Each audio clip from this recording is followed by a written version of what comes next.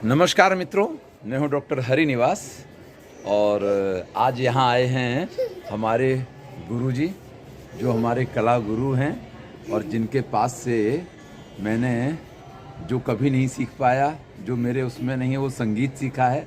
लेकिन ये है कि मैं गा नहीं सकता हूं, मैं बजा नहीं सकता हूं, लेकिन उसकी समझ आपके आशीर्वाद से मुझे मिली है। और मेरी थीसिस से लेके सभी जगह पर जो भी आपको कुछ अच्छा दिखाई देगा वो हमारे गुरुजी की देन है। आज ये मेरा सौभाग्य है कि वो अहमदाबाद आए हैं और हम उनके साथ स्टैच्यू ऑफ यूनिटी जा रहे हैं। इसके साथ में हमारे साथ, इसका नाम है कुक्कू। क्या नाम है? कुक्कू। एक बहुत प्यारी सी बच्ची है जिसका नाम है पीकू।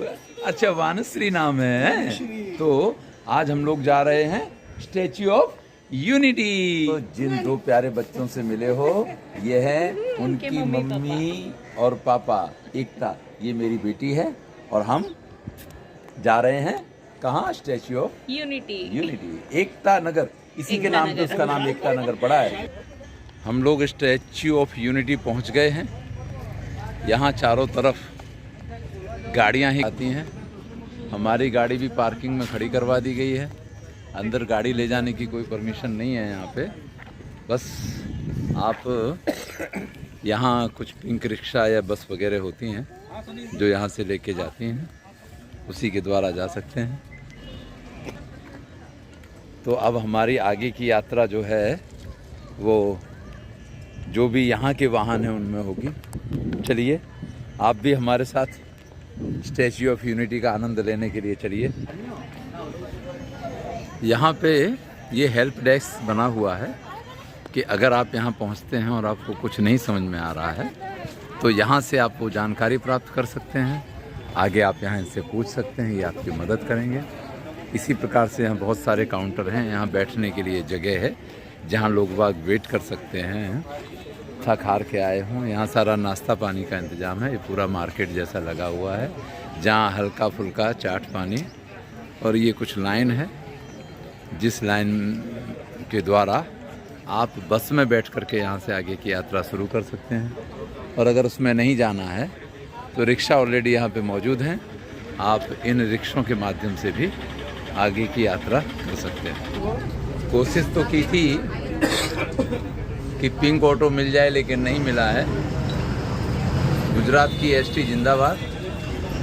बहुत अच्छी सुविधा है। लाइन बहुत लंबी थी लेकिन 5 मिनट के अंदर हम बस तक पहुंच गए हैं। और इस समय हमारी आगे की यात्रा बस में चल रही है। यहाँ साइड में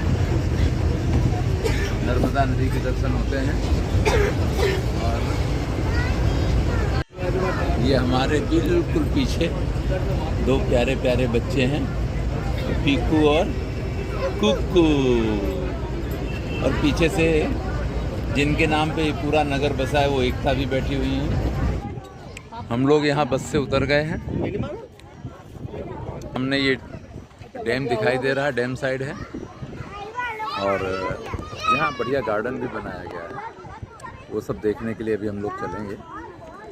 ये दूर थोड़ा धुम्मस वाला वातावरण है लेकिन ये दूर डैम दिखाई दे रहा है।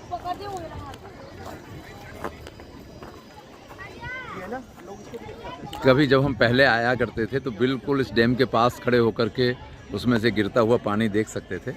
अब देखेंगे वहाँ तक पहुँचते हैं या नहीं पहुँचते हैं। चारों तरफ पहाड़ियों से घिरा हुआ ये वातावरण, इन पहाड़ियों की वजह से ही यहाँ पे ये डैम बनाने का निर्णय लिया गया। और ये वो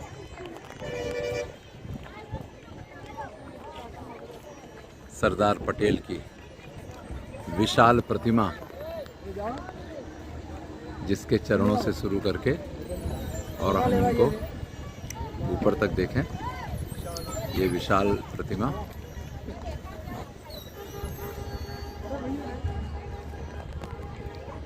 जो हमारे भारतवर्ष की एकता के आधार रहे हैं।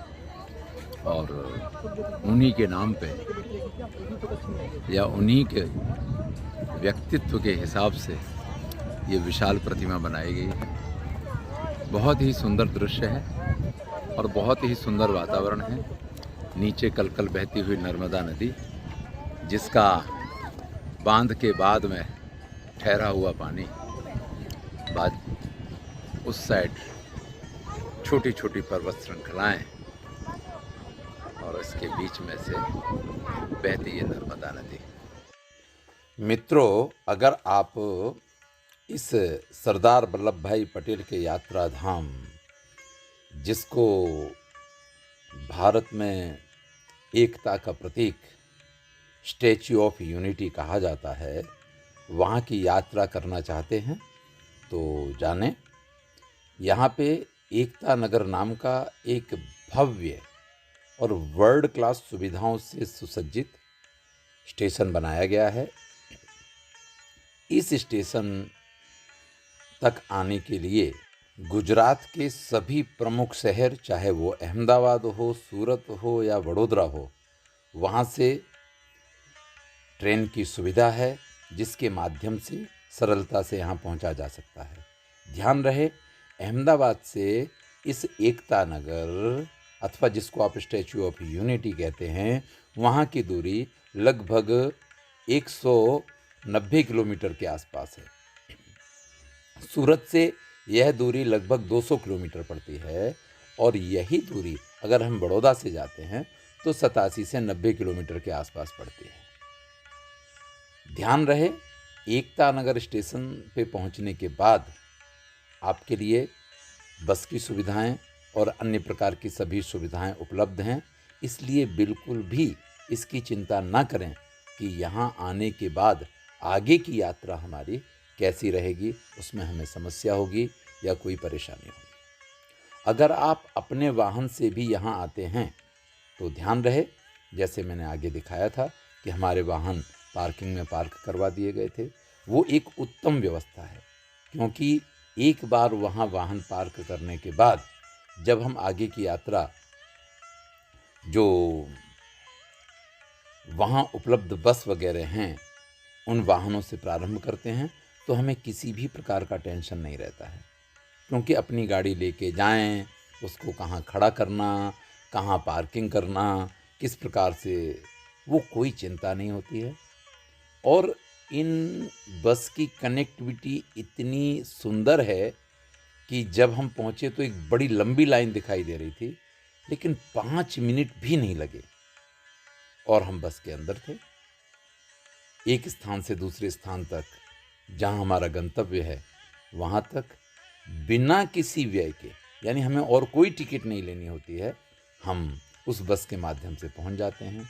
वहाँ से आगे जाना है तो आगे भी इसी प्रकार से जिनकी कनेक्टिविटी है, ऐसी बसें हमें उपलब्ध हैं, ऐसे साधन हमें उपलब्ध हैं और इनमें यात्रा करना बिल्कुल भी परेशानी वाला नहीं है, अत्यंत सुविधाजनक है। एक बात और ध्यान देने की है कि अगर आप वहाँ बस में कुछ अनईजी महसूस करते हैं, मेडिकल की सुविधाएं हैं, अगर फिर भी आपको ऐसा लगता है कि इस बस में यात्रा करना मेरे लिए कठिन है, तो वहाँ पिंक रिक्शा चलती है, जिसको वहाँ की महिलाएं चलाती हैं और उसका सफ़र भी बड़ा ही आनंददायक होता है।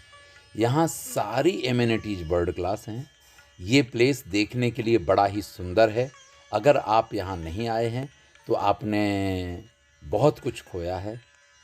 यहाँ स्टैच्यू ऑफ यूनिटी हो या वैली ऑफ फ्लावर हो या जंगल सफारी हो, सभी कुछ उत्तम है, सभी अच्छी सुविधाएं दी गई हैं। यहाँ जो बस वगैरह की सुविधाएं हैं वो भी बड़ी ही सुंदर हैं। इसलिए एक बार अवश्य आएँ और ये प्रयास करें कि अगर अपने वाहन से आते हैं तो उसको भी पार्किंग में पार्क करके और आप यहाँ जो सुविधाएं दी गई हैं उनका प्रयोग करेंगे। धन्यवाद।